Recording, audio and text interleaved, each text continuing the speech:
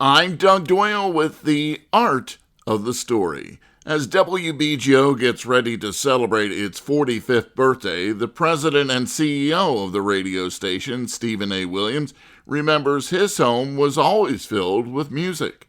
So my family was deeply involved in the music business. They were performers before I was born. In fact, during the time I was born, and including my dad and my grandfather. My grandfather actually was the manager and chaperone for a couple of what we now know as important R&B groups in the late 1950s and early 1960s. One group was Otis Williams and the Charms. Hearts made of stone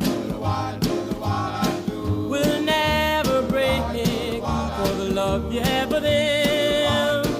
They just won't take. You can ask them, please.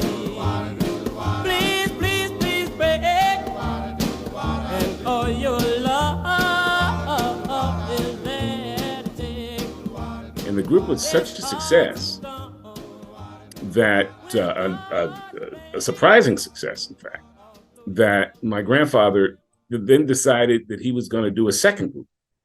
And this group was modeled after Frankie Lyman and the Teenagers, which was a popular group at the time.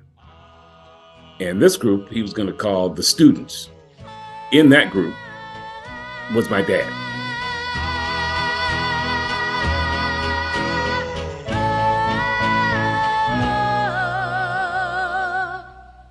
I have a girlfriend.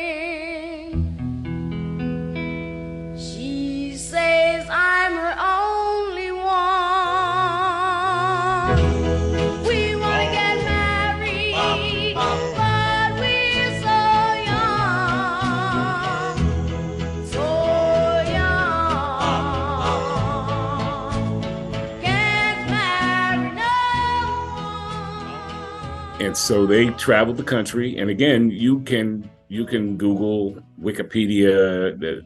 They were a unit of significance, and at the time, anyway, important. And so that all of that activity really flowed down to me. And so, in addition to R&B music and musicians, and our house was a very exciting place to be.